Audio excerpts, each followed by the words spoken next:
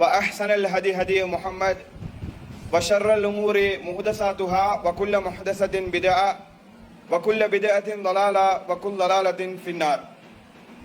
புகழனைத்தும் ஏக வல்லவனாகிய அல்லாஹ் ஒருவனுக்கே. அல்லாஹ்வுடைய சாந்தியும் சமாதானமும் நம் உயிரை விட மேலாக மதிக்கக்கூடிய கண்மணி நாயகம் ஸல்லல்லாஹு அலைஹி வஸல்லம் அவர்கள் மீதும் அவர்களை பின்பற்றி வாழ்ந்த உத்தம சத்திய சஹாபாக்கள், சஹாபிய பெண்மணிகள், குறிப்பாக இங்கு இருக்கக்கூடிய நம் அனைவர் மீதும் என்றென்றும் நின்று நிலவட்டுமாக. அல்லாஹ்வுடைய மாபெரும் கிருபையினால் அல்லாஹ்வுடைய தூதர் ஸல்லல்லாஹு அலைஹி வஸல்லம் அவர்கள் காட்டி தந்த அடிப்படையில் இரவு தொழுகையை தொழுதுவிட்டு அவனுடைய மார்க்கத்தை அதன் தூய்மையான வடிவத்தில் அறிய வேண்டும் என்ற நன்னோக்கிலே நாம் எல்லாம் இந்த இடத்திலே ஒன்று கூடியிருக்கிறோம். பேரன்புக்குரிய அல்லாஹ்வின் நல்லடியார்களே, இன்ஷா அல்லாஹ் ரமலான் மாதம் முழுவதும் தொடர்ச்சியாக இரவு தொழுகையை தொடர்ந்து பல தலைப்புகளில் தொடர் உரை நிகழ்த்தப்படவிருக்கிறது. இந்த இடத்தில் தொடர்ச்சியாக சில தலைப்புகளில் ரமலான் முடியும் வரைக்கும் இன்ஷா அல்லாஹ் உரை நிகழ்த்தப்படவிருக்கிறது. அதில் முதல் தொடர் தலைப்பாக இறை செய்தி மட்டுமே இறை மார்க்கம் என்ற தலைப்பில் சில நாட்கள் உரை நிகழ்த்தப்படும். இந்த தலைப்பு தேர்வு செய்யப்பட்டதனுடைய நோக்கம் என்னவென்று சொன்னால், உங்களுக்கு எல்லாம் தெரியும், நாம் எல்லாம் ஏகத்துவ கொள்கையை, இறைவனை மட்டும் வணங்க வேண்டும் என்ற நிலைப்பாட்டில் இருக்கக்கூடிய மக்களாக இருக்கிறோம். இந்த கொள்கையை நாம் தௌஹீத்வாதிகளாக இருந்தாலும் அவ்வப்போது நினைவுபடுத்திக் கொண்டே இருக்க வேண்டிய ஒரு கட்டாய சூழ்நிலையில் நாம் இருக்கிறோம். இந்த செய்திகள், ஏகத்துவத்தினுடைய அடிப்படையான சித்தாந்தங்கள் மக்கள் மத்தியில் சொல்லப்படவில்லை என்று சொன்னால், நாம் எந்த அசத்திய கொள்கையை எதிர்த்தோமோ, எது வழிகேடு என்று நாம் சொன்னோமோ, அந்த வழிகேடு நம்மை அறியாமலே நம்மிடத்தில் வர வேண்டிய நம்ம கடைபிடிக்கக்கூடிய ஒரு நிலைமை ஏற்படும். அப்ப அல்லாஹ்வும் திருமறை குர்ஆனில் சொல்லி காட்டுகிறான், நீங்கள் நினைவுபடுத்துங்கள், நினைவுபடுத்துறது மூமின்களுக்கு பயனளிக்கும் என்று அல்லாஹ் சொல்லி காட்டுறான். அப்ப ஏற்கனவே தெரிஞ்ச செய்திகளாக நாம் நினைத்தாலும், ஏற்கனவே பழைய காலங்களில் பேசப்பட்ட செய்திகளாக இருந்தாலும், நினைவுபடுத்தப்படும் போது எங்களுடைய ஈமான் ரீஃப்ரெஷ் ஆகி எங்களுடைய கொள்கையை நாம் இன்னும் உறுதியாக கடைபிடிக்கக்கூடியவர்களாக நாம் மாறலாம். நமக்கு எல்லாம் தெரியும், நாம் ஏகத்துவவாதிகள் தான் என்று அப்படியே விட்டு விட்டோம்னு காலப்போக்கில் எது தௌஹீதுன்னு நம்ம சொன்னோமோ அதை விட்டு தடம்புரளக்கூடிய ஒரு நிலைமை தான் ஏற்படும். நமக்கெல்லாம் தெரியும், இப்ராஹிம் அலைஹிஸ்ஸலாத்துடைய வரலாறு நமக்கு தெரியும். இப்ராஹிம் அலைஹிஸ்ஸலாம் சிலைகளை எதிர்த்ததை போன்று வேற யாரும் எதிர்த்திருப்பாங்களா? இப்ராஹிம் நபி என்று சொன்னாலேயே இணை வைப்புக்கு எதிராக போராடியவர் என்ற செய்தி தான் நமக்கு முன்னாடியே வந்து நிற்கும். ஆனா இப்ராஹிம் நபிக்கு பின்னாடி அந்த செய்தி தொடர்ச்சியாக சொல்லப்படாமல் இருந்ததன் விளைவு என்னவென்று சொன்னால், நமக்கெல்லாம் தெரியும், அல்லாஹ்வுடைய தூதர் ஸல்லல்லாஹு அலைஹி வஸல்லம் அவர்கள் கஅபத்துல்லாவை வெற்றி கொண்ட போது, கஅபத்துல்லா வெற்றி அடைந்த அந்த காலகட்டத்தில் கஅபத்துல்லாக்குள்ள சிலைகள் வைக்கப்பட்டிருக்குது. அல்லாஹ்வுடைய தூதர் அந்த சிலைகளை அகற்றுகிறார்கள். அதுல யாருடைய சிலை வைக்கப்பட்டிருக்குன்னு சொன்னா, இப்ராஹிம் அலைஹிஸ்ஸலாத்துக்கே சிலை செஞ்சு வச்சுட்டாங்க. அல்லாஹ்வுடைய தூதர் சொல்லி இது இப்ராஹிம் நபியுடைய சிலை என்று சொல்லி அந்த சிலைகளை அப்புறப்படுத்துறாங்க. அப்ப யாரு எதை கூடாது என்று பிரச்சாரம் பண்ணார்களோ, எது இணை வைப்பென்று பிரச்சாரம் பண்ணாங்களோ, ஆழமாக அழுத்தி பேசப்பட்டுச்சோ, அந்த இப்ராஹிம் நபிக்கே சிலை வைக்கப்படுதுன்னு சொன்னா நிலைமை யோசிச்சு பாருங்க. அல்லாஹ் பாதுகாக்க வேண்டும். இதே போன்ற நிலைமை நாளைக்கு நமக்கும் வந்துவிடக் கூடாது. நாம் எல்லாம் ஏகத்துவவாதிகள், தௌஹீத்வாதிகள், நம்ம குர்ஆன் சுன்னாவை மாத்திரம்தான் பின்பற்றுவோம், வஹியை மாத்திரம்தான் பின்பற்றுவோம், இணை வைக்க மாட்டோம் என்றெல்லாம் பிரச்சாரம் பண்ணக்கூடிய நாம், அல்லது அதை கடைபிடிக்கக்கூடிய நாம், இந்த கொள்கைகள் மக்கள் மத்தியில திரும்ப திரும்ப சொல்லப்படாம இருக்கக்கூடிய நேரத்தில் நிலைமை இன்னைக்கு எப்படி மாறி இருக்குன்னு சொன்னா, தௌஹீத்வாதிகள் என்று சொல்லக்கூடியவர்கள் கூட குர்ஆன் சுன்னாவில் இருந்து ஒரு செய்தி சொல்லப்படும் போது, இது யார் சொல்லியிருக்கிறாங்க, எந்த இமாம் சொல்லியிருக்கிறாங்க, அல்லது எந்த சஹாபி இதை சொல்லியிருக்கிறாங்க, யாராவது இந்த இமாம்கள் அல்லது மார்க்கத்தை பிரச்சாரங்கள் பண்ணக்கூடிய யாராவது இந்த கருத்தை சொல்லியிருக்கிறாங்களா என்று சொல்லி குர்ஆன் சுன்னாவில் இருந்து சொல்லப்பட்டாலும் இதுக்கு முன்னாடி யார் சொன்னாங்கன்னு தேடக்கூடிய ஒரு நிலைமையை நம்ம பார்க்கிறோம். அல்லது இஸ்லாத்துடைய அடிப்படையை விட்டுவிட்டு, மூலாதாரத்தை விட்டுவிட்டு வேற தனி நபர்கள்ட்டையோ அல்லது வேறொரு சாராட்டு இருந்தோ ஆதாரம் தேடக்கூடிய ஒரு நிலைமையை நம்ம பார்ப்போம். எது எடுத்தாலும் நம்ம சஹாபாக்கள் சொன்னாதான் கேட்போம், அல்லது இமாம்கள் சொன்னாதான் கேட்போம் என்று சொல்லக்கூடிய ஒரு நிலையை நம்ம பார்க்க முடிகிறது. அப்ப உண்மையிலே இந்த சித்தாந்தம் என்பது தௌஹீதுடைய அடிப்படைக்கே எதிரானது. தௌஹீதுனா நம்ம என்ன சொல்லி பிரச்சாரம் பண்ணோம்? நம்ம நிறைய அமைப்புகள் இருக்கத்தக்கன, நிறைய கொள்கைகள் நாட்டில் இருக்கத்தக்கன, நம்ம தௌஹீத்வாதிகள் குர்ஆன் சுன்னா மட்டும்தான் பின்பற்றணும், வஹிய மட்டும்தான் பின்பற்றணும் என்று சொல்லி பிரச்சாரம் பண்ணிவிட்டு நாமே அதே நிலைக்கு போன சிந்தித்து பார்க்க வேண்டும். எப்படிப்பட்ட ஒரு மோசமான நிலையில இருக்கிறோம் என்பதை யோசிச்சு பார்க்கணும். அப்ப இந்த தலைப்பு ஏன் நம்ம எடுத்திருக்கிறோம்னு சொன்னால், இறை செய்தி மட்டுமே இறை மார்க்கம் என்ற தலைப்பை ஏன் எடுத்திருக்கிறோம்னு சொன்னா, இதுல இஸ்லாத்தினுடைய அடிப்படையை சொல்றதுக்கு தான், வேற எந்த நோக்கமும் கிடையாது. இந்த ரமலான் மாசத்துல ஏகத்துவவாதிகள் எதை பின்பற்றினா சொர்க்கத்துக்கு போகலாம், அல்லது முஸ்லீம்கள் எதை பின்பற்றினா சொர்க்கத்துக்கு போகலாம், குர்ஆன் இது சம்பந்தமா நமக்கு என்ன சொல்லுது, அல்லாஹ்வுடைய தூதர் இது சம்பந்தமா நமக்கு என்ன சொல்றாங்க என்பதை ஆதாரத்தின் அடிப்படையில் தெளிவுபடுத்துறதுக்கு தான் இந்த தலைப்பே தவிர வேற எந்த நோக்கமும் கிடையாது. இந்த தலைப்புல முழுக்க முழுக்க குர்ஆன் சுன்னாவுக்கு உட்பட்ட இந்த செய்திகள் மாத்திரம்தான் பேசப்படும். அல்லது யார் சரி ஒரு தனி நபருக்கு மறுப்பாகவோ, அல்லது ஒரு அமைப்புக்கு மறுப்பாகவோ, ஒரு சாராருக்கு மறுப்பாகவோ இந்த தலைப்புகள் அமையாது. ரமலான் மாசத்துல நம்ம நேரத்தை அதற்காக வேண்டி ஒதுக்காமல் என்ன செய்யறோம், முழுக்க முழுக்க கொள்கை நம்ம சொல்றோம். இந்த கொள்கை தான் சரியான கொள்கை, இதற்கு மாற்றமான கொள்கையில இருந்தா அது வழிகேடு. யார் யாரெல்லாம் இந்த வழிகேடான கொள்கையை பிரச்சாரம் பண்றாங்கன்னு ஒவ்வொன்னா எடுத்து போட்டு சொல்றதுக்குரிய நேரமாக இந்த சபையை நம்ம என்ன செய்யல, பயன்படுத்தல. அப்ப குர்ஆன் சுன்னா அடிப்படையில எது சத்தியம், எதை பின்பற்றினால் சொர்க்கம் போகலாம் என்ற அடிப்படையை தான் என்ன செய்ய போறோம், சில தினங்களுக்கு நம்ம தெளிவுபடுத்த போகிறோம். முதலாவதா நாங்க என்ன புரிந்து கொள்ளணும் கேட்டா, உலகத்துல நீங்க பாத்தீங்கன்னு சொன்னா முஸ்லீம்கள் என்று சொல்லக்கூடியவர்களையே பல கொள்கைகளாக, பல கோட்பாடுகளாக பிரிஞ்சிருக்கிறத நம்ம பார்க்கிறோம். முஸ்லீம்கள் என்று சொல்லுவாங்க, ஆனா அவர்களுக்கு மத்தியிலே ஏராளமான கொள்கைகள், ஏராளமான கொள்கை கோட்பாடுகள். அப்ப பொதுவாக ஒரு மனிதர் பார்க்கக்கூடிய நேரத்தில் ஆளுக்கால் ஒவ்வொரு கருத்தை சொல்றாங்களே, ஆளுக்கால் ஒவ்வொரு கொள்கையை சொல்றாங்களே, நம்ம எதை பின்பற்றினா சொர்க்கத்துக்கு போகலாம், எந்த ரூட்ல நமக்கு போனா மறுமையில வெற்றி அடையலாம் என்று கன்ஃபியூஸ் ஆகக்கூடிய ஒரு நிலைமை இருக்கும். இவர் கேட்டா இவர் ஒன்று சொல்றாரு, இவர் கேட்டா இவர் ஒன்று சொல்றாரு, நம்ம நடுவில் இருந்துகிட்டு எதை பின்பற்றணும்னு தெரியாம திணறி கொண்டிருக்கக்கூடிய ஒரு நிலையாக இருக்குது என்று சொல்லி நமக்கு எதுவுமே வேணான்னு சொல்லி ஒதுங்கி போகக்கூடிய ஒரு நிலையை நம்ம பார்ப்போம். ஒரு சாரார் அப்படி போவாங்க, இது மார்க்கத்துக்குள்ள வந்தாலே பிரச்சனையா தான் இருக்குது, நம்ம வேலையை பார்ப்போம்னு சொல்லி ஒதுங்கி போகக்கூடிய ஒரு நிலையை ஒரு சாரார் இருப்பாங்க. இன்னொரு சாரார் இருப்பாங்க எப்படின்னு கேட்டா, நமக்கு எல்லாமே ஒரு சாராரோட இருந்தா தானே பிரச்சனை அல்ல. அதாவது நான் பேசுறதை நீங்க எப்படி புரிஞ்சு கொள்ள கூடாதுன்னு சொன்னா, அமைப்பை டார்கெட் பண்ணி பேசுறோம், எஸ்எல்டிஜே அல்லது இந்த டிஜே அந்த டிஜேன்றதை டார்கெட் பண்ணி பேசுறோம்னு கூடாது. அது ஒரு மெட்டரே இல்ல. பேர் என்பது நம்ம அடையாளப்படுத்துறதுக்காக வேண்டி என்ன வைத்துக் கொண்டிருக்கக்கூடிய ஒரு விஷயம் தானே தவிர கொள்கை தான் மேட்டர்.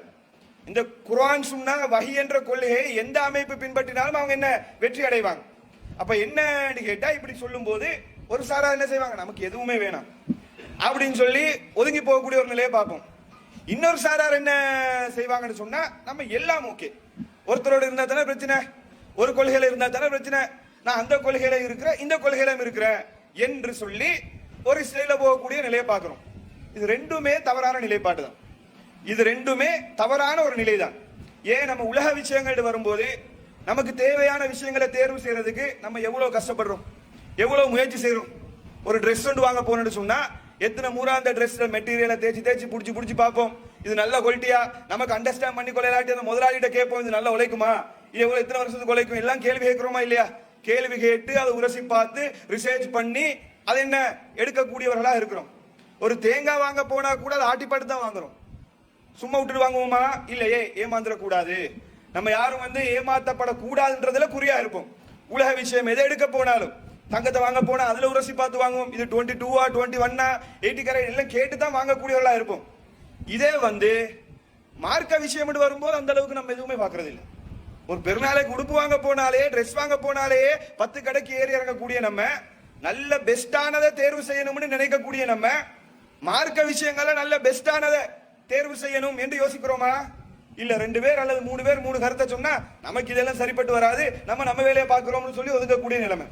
இப்போ உலக விஷயங்களுக்கு அக்கறை காட்டலாம் என்று சொன்னால், அதை தேடி நல்லதை கண்டுபிடிக்க தெரியும் என்று சொன்னால், மார்க்க விஷயத்துல ஏன் நமக்கு தேட முடியாது, ஏன் நமக்கு குர்ஆனை திறந்து பார்க்க முடியாது, ஹதீஸ்ல இருந்து ஏன் நமக்கு சத்திய கொள்கையை கண்டுபிடிக்க முடியாது? அப்ப சிந்தித்து பார்க்க வேண்டும். அப்ப இப்படி ஒரு சாரார். இன்னொரு சாரார் என்ன, நமக்கு எல்லாம் விட்டு எதுனாலும் ஓகே, நான் அங்கே இருப்பேன் இங்கே இருப்பேன் என்று சொல்லக்கூடிய நிலைப்பாட்டில் இருப்பாங்க. இது சரியான்னு சொல்லி பார்த்தா இதுவும் தவறு. அல்லாஹ் திருமறை குர்ஆன்ல சொல்லி காட்டுகிறான், வ அன்னஹாதா சிராத்தி முஸ்தகீமா, இது என்னுடைய நேரான ஒரு பாதை, ஃபத்தபிஊஹு, நீங்கள் அந்த ஒரு வழியை பின்பற்றுங்கள், ஃபலா தத்தபிஉஸ் சுபுல, நீங்கள் பல வழிகளை பின்பற்றாதீர்கள். அல்லாஹ் சொல்றான், வ அன்னஹாதா சிராத்தி முஸ்தகீமா, இது என்னுடைய நேரான ஒரு பாதை.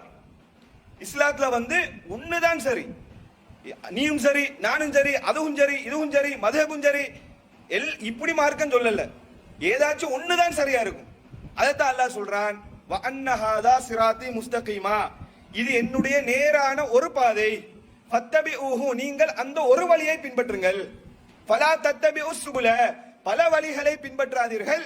அப்படி பின்பற்றினு சொன்னா ஃபதஃபர்ரக பிகும் அன் சபீலி, அது அல்லாஹ்வுடைய ஒரு பாதையை விட்டு உங்களை வழிதவர செய்துவிடும் என்று அல்லாஹ் சொல்றான். நீங்க இஸ்லாத்துல கரெக்டானதுன்றது ஒண்ணுதான், அதுவும் சரி இதுவும் சரி பல ரூட்டை பின்பற்றினீங்களே, நமக்கு அதுவும் ஓகே இதுவும் ஓகே என்று சொல்லி பல வழிகளை பின்பற்றினு சொன்னா சரியான வழியை அவன் மிஸ் பண்ணுவான். நம்ம நடைமுறையில கூட பிராக்டிகலா பார்ப்போம்.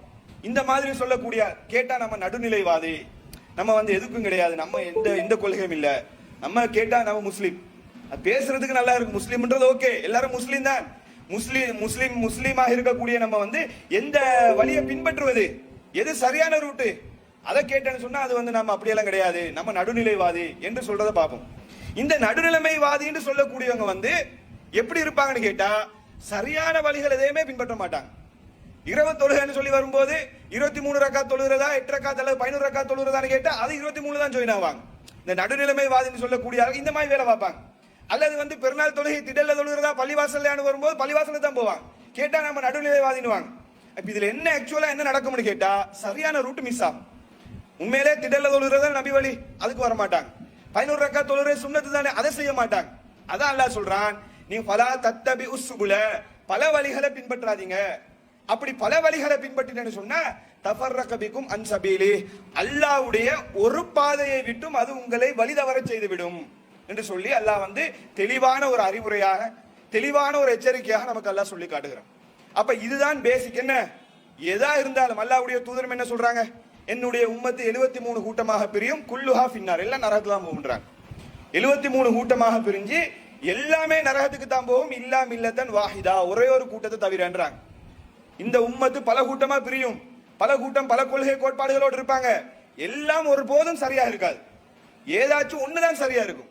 அல்லாஹ்வுடைய தூதர் சொல்றாங்க ஒண்ணுதான் சொர்க்கம் போகும், அது அல்லாஹ்வுடைய தூதர் தெளிவுபடுத்துறாங்க. அப்ப நம்ம என்ன செய்ய போறோம், அந்த ஒண்ணு எது, அந்த சொர்க்கத்துக்கு போகக்கூடிய ஒரு கூட்டம் எது, எந்த அடிப்படையில வந்தா நமக்கு சொர்க்கத்தை அடையலாம், இதைத்தான் நம்ம என்ன செய்ய போறோம், தெளிவாக புரிந்து கொள்ள போறோம். அதை குர்ஆன் சுன்னா அடிப்படையில் அதை நம்ம புரிந்து கொண்டோம் என்று சொன்னால் அதற்கு பிறகு அந்த கொள்கைக்கு எதிராக யார் வந்தாலும் எவர் வந்தாலும் யார் எதை பேசினாலும் அந்த கொள்கையை நம்ம என்ன செய்யணும், உறுதியாக இருக்கணும். நிறைய பேர் சரியான ரூட்டை நம்ம எப்படி தேர்வு செய்ய பார்ப்போம், என்ன யோசிப்போம்னு கேட்டா, ஒரு அறிவாளின்னு நினைக்கக்கூடிய யாராச்சும் ஒருத்தர் இருந்தா இவர் சொல்றது சரியா இருக்கும், இப்படி எல்லாம் யோசிப்போம். இவங்க ஒரு கருத்தை சொன்னான்னு சொன்னா யாரு சொல்றது, இவர் எப்படிப்பட்டால், இவர் நல்லா படிச்சிருக்கிறாரா, அல்லது நல்ல ஒரு டாக்டரா அல்லது இன்ஜினியரா அல்லது என்னென்ன படிப்பு படிச்சு ரைட், இவர் நல்லா படிச்சிருக்கிறாரு அதனால இவர் சொல்றது சரியா இருக்கும், இப்படி யோசிக்கலாமா? இப்படித்தான் சத்தியத்தை கண்டுபிடிக்கலாமா? இந்த அடிப்படையில் சத்தியத்தை கண்டுபிடிச்சா கரெக்டா இருக்குமா? இருக்கவே இருக்காது. ஏன்னு கேட்டா திருமறை குர்ஆன்ல அல்லாஹ் நமக்கு ஒரு முக்கியமான செய்தியை சொல்லி காட்டுகிறான். என்ன செய்தின்னு கேட்டா அல்லாஹ் ஆதம் அலைஹிஸ்ஸலாத்தை படைக்கிறான். ஆதம் அலைஹிஸ்ஸலாத்தை படைச்சிட்டு அல்லாஹ் சொல்றான், அல்லம ஆதம அஸ்மாஅ குல்லஹா, ஆதம் அலைஹிஸ்ஸலாத்துக்கு அத்தனை பொருட்களுடைய பேரையும் சொல்லி கொடுத்தோம். உலகத்துல ஆதம் அலைஹிஸ்ஸலாத்தை படைச்சிட்டு உலகத்தில் இருக்கக்கூடிய சகல விஷயத்தையும் சகல பொருட்களுடைய பேரையும் அல்லாஹ் சொல்லி கொடுக்குறான். பேரை சொல்லி கொடுக்குறான்னா இந்த பேரை மட்டுமல்ல, பேரும் அதனுடைய தன்மை, அதை வச்சு என்ன செய்யலாம் என்ற அந்த அடிப்படையும் சொல்லி கொடுக்குறாங்க. ஏன்னா ஆதம் அலைஹிஸ்ஸலாத்து அவுரத்துகள் விளங்கக்கூடிய நேரத்தில் என்ன செய்யறாங்க, இலை கொலையை வச்சு மறைச்சு கொள்றாங்க. இலை கொலையோட பேரை மட்டும் சொல்லிட்டு சும்மா இருக்கல, அதை வச்சு என்ன செய்யலாம் என்ற அந்த தன்மையும் அவங்களுக்கு விளங்குது, அதனாலதான் மறைச்சு கொள்றாங்க.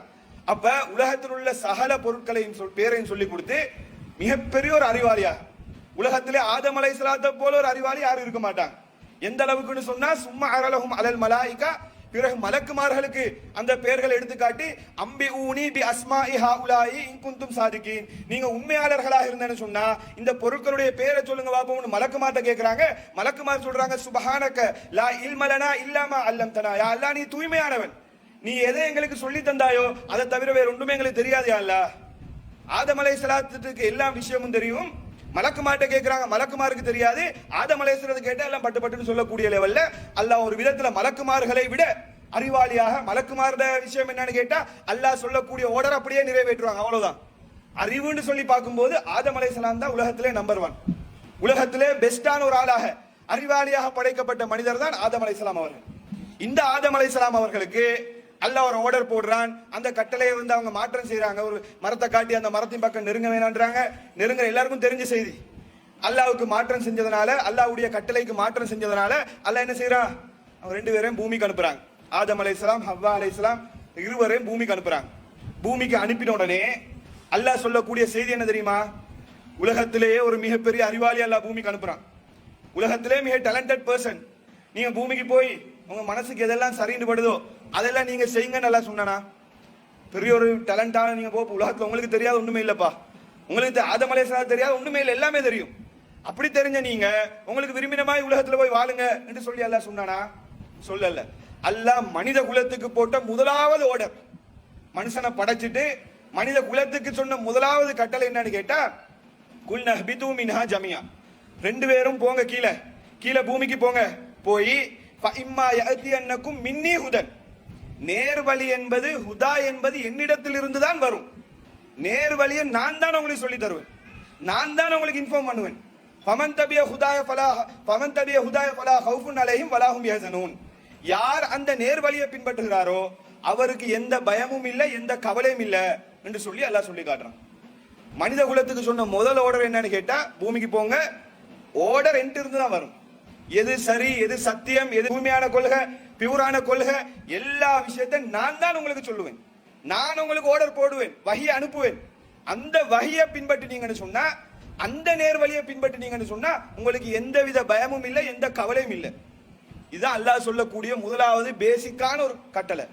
இதுதான் இஸ்லாத்துடைய அடிப்படையான கொள்கையும் கூட. எது நமக்கு நேர்வழி, எது நம்ம சரியான ரூட் எது என்று கண்டுபிடிக்கணும் சொன்னா, அல்லாவின் புறத்தில் இருந்து வந்த மெசேஜ் எதுன்றதை நம்ம பார்க்கணும்.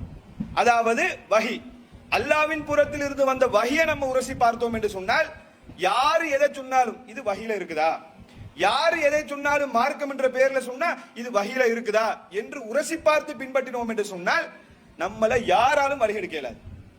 யாரு எதை சொன்னாலும் நம்ம குர்ஆனை திறந்து பார்க்கிறதும் இல்ல, ஹதீஸை பார்க்கிறதும் இல்ல. நீ சொன்னாலும் ஓகே, நீ சொன்னாலும் ஓகே என்று கண்மூடித்தனமாக பின்பற்றக்கூடியவர்களாக இருந்தா மறுமையில கை சேதப்படக்கூடிய நிலைமை தான் ஏற்படும். அப்ப இஸ்லாத்துடைய முக்கியமான பேசிக்கான ஒரு அடிப்படை என்னன்னு சொன்னா, அல்லாவின் புறத்திலிருந்து வரக்கூடிய மெசேஜை, வஹியை பின்பற்ற வேண்டும் என்பது இஸ்லாத்துடைய முதலாவது, தௌஹீதுடைய, சொல்ல போனால் ஏகத்துவத்துடைய தௌஹீது கொள்கையுடைய முதலாவது கன்செப்ட் இதுதான். மற்ற கொள்கைகள் இருந்து நம்ம வேறுபடக்கூடிய முக்கியமான இடமே இதுதான். தௌஹீத் ஜமாத் அல்லது தௌஹீத்வாதிகள் சொல்லக்கூடியவர்கள் இந்த இடத்துல நம்ம வித்தியாசப்படுறோம். அல்லாஹ்வின் புறத்திலிருந்து வரக்கூடிய வஹியை தான் பின்பற்றுவோம். இதற்கு இன்னும் ஏராளமான செய்திகள் சான்றாக இருக்குது. குர்ஆனை நீங்க எடுத்து பாத்தீங்கன்னு சொன்னா, ஏற்கனவே சொன்ன செய்தி 2வது அத்தியாயத்துல 38வது, அந்த ஆதம் அலைஹிஸ்ஸலாத்தை படைச்சு பூமிக்கு அனுப்பின செய்தி, வஹியை பின்பற்றுங்கன்னு சொன்ன மேட்டர் எல்லாம் 2வது அத்தியாயம் 38வது வசனத்துல இருக்குது. அதே போல பாத்தீங்கன்னு சொன்னா இன்னும் நிறைய செய்திகள் 2வது அத்தியாயம் 170வது வசனத்துல எல்லாம் சொல்லி காட்டுகிறான். வைதா கீல லஹும் இத்தபிஉ மா அன்ஸலல்லாஹ், அல்லாஹ் சொல்றான் அவங்களுக்கு, அல்லாஹ்வின் புறத்திலிருந்து அறிவிக்கப்பட்டதை பின்பற்றுங்கள் என்று அவர்களுக்கு சொல்லப்பட்டால், காலு பல் நத்தபிஉ மா அல்ஃபைனா அலைஹினா ஆபானா, எங்களுடைய முன்னோர்கள் எதுல இருந்தார்களோ அதைத்தான் நாங்க பின்பற்றுவோம் என்று சொல்றாங்க என்று சொல்லி அல்லாஹ் சொல்லி காட்டுறான் மக்களுக்கு. அல்லாஹ்வின் புறத்திலிருந்து அல்லாஹ் அறிவிக்கப்பட்டதை நீங்க பின்பற்றுங்க என்று சொன்னா அவங்க சொல்லுவாங்க, நான் இதுக்கு முன்னாடி எங்க முன்னோர்கள் எதுல இருந்தாங்களோ அதை தான் நாங்க பின்பற்றுவோம் என்று சொல்லுவார்கள் என்பதை அல்லாஹ் சொல்லி காட்டுறான். அதே போல மற்றொரு வசனத்துல 6வது அத்தியாயம் 106வது வசனத்துல அல்லாஹ் சொல்லி காட்டுகிறான், இத்தபி மா ஊஹிய இலைக மிர் ரப்பிக், உம்முடைய இறைவன் புறத்திலிருந்து அறிவிக்கப்படுவதை நீங்கள் பின்பற்றுங்கள். லா இலாஹ இல்லா ஹுவ, வணக்கத்துக்குரிய அவனை தவிர வேற யாரும் கிடையாது. ஆரில் அனில் முஷ்ரிகீன்களை புறக்கணியுங்கள் என்று அல்லாஹ் சொல்லி காட்டுறான். இதுல சொல்லக்கூடிய செய்தி என்னன்னு கேட்டா, நீங்க பின்பற்றுங்க. எதை பின்பற்றுங்கன்னு சொன்னா, அல்லாஹ்வின் புறத்திலிருந்து அறிவிக்கப்படுவதை பின்பற்றுங்கள். அல்லாஹ்வின் புறத்திலிருந்து அறிவிக்கப்படுறனா என்ன? வஹி. அந்த வஹியை பின்பற்றுங்கள் அல்லாஹ் சொல்லி காட்டுறான். மற்றொரு வசனத்துல 7வது அத்தியாயம் 3வது வசனத்துல அல்லாஹ் சொல்லி காட்டுகிறான், இத்தபிஉ மா உன்சில இலைக்கும் மிர் ரப்பிக்கும், உங்களுடைய இறைவன் புறத்திலிருந்து அறிவிக்கக்கூடிய செய்தியை நீங்க பின்பற்றுங்க. பல தத்தபியும் மின் தூனிஹி அவுலியா, அதை விடுத்து நீங்க வேற யாரையும் பொறுப்பாளராக்கி கொள்ளாதீங்க என்று சொல்லக்கூடிய செய்தி அல்ல இந்த வசனத்துல சொல்லி காட்டுறான் என்று சொல்லக்கூடிய செய்தியை நம்ம பார்க்கிறோம். இப்படி ஏராளமான வசனங்கள், அதுவும் என்ன, உங்களுடைய இறைவன் புறத்திலிருந்து அறிவிக்கப்படுறதை நீங்க பின்பற்றுங்க என்று சொல்லக்கூடிய ஏராளமான, சும்மா உதாரணத்துக்கு 2-3 வசனங்களை சொன்னேன். இப்ப ஏராளமான செய்திகள் நமக்கு என்ன சொல்லுதுன்னு கேட்டா, இறைவன் புறத்திலிருந்து அறிவிக்கப்படக்கூடிய வஹியை பின்பற்றுங்கள். இந்த வஹியை பின்பற்றினால் தான் உங்களுக்கு எந்த பயமும் இல்லை, எந்த கவலையும் இல்லை, எந்த அச்சமும் இல்லைன்னு சொல்லி அல்லாஹ் சொல்லி காட்டுறான். அப்ப இஸ்லாத்துடைய முதலாவது பேசிக் என்னன்னு கேட்டா, அல்லாஹ்வின் புறத்திலிருந்து வரக்கூடிய வஹியை பின்பற்றணும். இன்றைய தினம் இந்த ஒரு அடிப்படை என்ன செய்யுங்க, உள்ளத்துல ஆழமாக பதிய வச்சுக் கொள்ளுங்க. வஹியை தான் பின்பற்றணும், அல்லாஹ்வின் புறத்திலிருந்து வரக்கூடிய செய்தியை தான் பின்பற்றணும். அப்ப அல்லாஹ்வின் புறத்திலிருந்து வரக்கூடிய செய்தியை தான் பின்பற்றணும்னு சொன்னா, குர்ஆனை வஹியை பின்பற்றணும்னா குர்ஆனை மட்டும் தான் பின்பற்றணுமா? வஹின்னு சொன்னா நம்ம நடைமுறை என்ன நினைக்கிறோம், வஹிண்டா குர்ஆன். அப்ப குர்ஆனை மட்டும் தான் பின்பற்றணுமா? ரசூலுல்லாஹ்வுடைய வாழ்க்கையை பின்பற்ற கூடாதா என்றெல்லாம் சந்தேகம் வரலாம். அப்ப வஹிண்டா என்ன, அல்லாஹ்வின் புறத்திலிருந்து வரக்கூடிய செய்தியோட சேர்த்து ரசூலுல்லாஹ்வுடைய வாழ்க்கையையும் பின்பற்றத்தான் வேணும். அதாவது ரசூலுல்லாஹ்வுடைய செய்திகளையும் ஹதீஸ்களையும் பின்பற்றத்தான் வேணும். அது அல்லாஹ் எந்த அடிப்படையில, ரசூலுல்லாஹ்வை எந்த அடிப்படையில் அல்லாஹ் பின்பற்ற சொல்கிறான், அதுக்குரிய வரையறை என்ன? ரசூலுல்லாஹ்வை முழுக்க முழுக்க பின்பற்றுவதா அல்லது ரசூலுல்லாஹ்வுடைய வாழ்க்கையில எந்த அடிப்படையில விஷயங்களை ரசூலுல்லாஹ்வை எந்த அடிப்படையில் பின்பற்ற சொல்கிறான், அதுக்குரிய வரையறை என்ன? ரசூலுல்லாஹ்வை முழுக்க முழுக்க பின்பற்றுவதா வஹியோட சேர்த்து ரசூலுல்லாஹ்வுடைய வாழ்க்கையில எந்த அடிப்படையில விஷயங்களை ரசூலுல்லாஹ்வை எந்த அடிப்படையில் பின்பற்ற சொல்கிறான், அதுக்குரிய வரையறைகளை அல்லாஹ் என்ன செய்றான், நமக்கு தெளிவுபடுத்துகிறான். அப்ப அது சம்பந்தமாக இன்ஷா அல்லாஹ் நம்ம பார்க்கவிருக்கிறோம். இன்றைய தினம் நம்ம என்ன புரிந்து கொள்ளணும்னு கேட்டா, வஹி அல்லாஹ்வின் புறத்திலிருந்து வரக்கூடிய வஹியை தான் பின்பற்றணும் என்ற ஒரு பேசிக்க உள்ளத்தில் ஆழமாக பதிய வைத்துக் கொள்ளுங்க. இன்ஷா அல்லாஹ் நாளைய தினம் ரசூலுல்லாஹ்வை எப்படி நம்ம பின்பற்றது, அது சம்பந்தப்பட்ட செய்திகள், ரசூலுல்லாஹ்வுடைய வாழ்க்கையில நான் சொன்ன மாதிரி அதை எந்தெந்த அடிப்படையில பின்பற்ற சம்பந்தமான முழுமையான விவரத்தை இன்ஷா அல்லாஹ் நாளைய தினம் நம்ம பார்க்கவிருக்கிறோம். இந்த தலைப்புக்குள்ள இந்த மாதிரி செய்திகள் தான் பேசப்படும். இதோட சேர்த்து என்ன, இமாம்கள் எல்லாம் பின்பற்றணுமா, இல்ல சஹாபாக்கள் சொன்னாலும் நம்ம கண்மூடித்தனமா பின்பற்றணுமா என்று சொல்லக்கூடிய சில செய்திகளையும் குர்ஆன் சுன்னா அடிப்படையில் என்ன நம்ம பார்க்கவிருக்கிறோம். அப்ப இறை செய்தி மட்டுமே இறை மார்க்கம் என்ற தலைப்புல விளக்கம் இதுதான். இறை செய்தின்னு சொன்னா வஹி, இறை மார்க்கம்னு சொன்னா இஸ்லாம். இறை மார்க்கம் இஸ்லாம் தான், அல்லாஹ்வால் அங்கீகரிக்கப்பட்ட மார்க்கம் இஸ்லாமிய மார்க்கம். அப்ப இறை செய்தி மட்டுமே இறை மார்க்கம், வஹி மட்டும்தான் இஸ்லாம். இன்றைய சம்பந்தமான விளக்கங்களை தான் நம்ம தொடர்ச்சியாக பார்க்கவிருக்கிறோம். இன்ஷா அல்லாஹ் இதனுடைய தொடர்ச்சியை நாளைய தினம் பார்க்கலாம் என்ற தகவலையும் கூறி உரையை நிறைவு செய்கிறேன். வாஹிர் தஅவானா அல்ஹம்துலில்லாஹி ரப்பில் ஆலமீன். பார்க்கவிருக்கிறோம். இன்ஷா அல்லாஹ் இதனுடைய தொடர்ச்சியை நாளைய தினம் பார்க்கலாம் என்ற தகவலையும் கூறி உரையை நிறைவு செய்கிறேன். வாஹிர் தஅவானா அல்ஹம்துலில்லாஹி ரப்பில் ஆலமீன். பார்க்கவிருக்கிறோம். இன்ஷா அல்லாஹ் இதனுடைய தொடர்ச்சியை நாளைய தினம் பார்க்கலாம் என்ற தகவலையும் கூறி உரையை நிறைவு செய்கிறேன். வாஹிர் தஅவானா அல்ஹம்துலில்லாஹி ரப்பில் ஆலமீன். பார்க்கவிருக்கிறோம். இன்ஷா அல்லாஹ் இதனுடைய தொடர்ச்சியை நாளைய தினம் பார்க்கலாம் என்ற தகவலையும் கூறி உரையை நிறைவு செய்கிறேன். வாஹிர் தஅவானா அல்ஹம்துலில்லாஹி ரப்பில் ஆலமீன். பார்க்கவிருக்கிறோம். இன்ஷா அல்லாஹ் இதனுடைய தொடர்ச்சியை நாளைய தினம் பார்க்கலாம் என்ற தகவலையும் கூறி உரையை நிறைவு செய்கிறேன். வாஹிர் தஅவானா அல்ஹம்துலில்லாஹி ரப்பில் ஆலமீன். பார்க்கவிருக்கிறோம். இன்ஷா அல்லாஹ்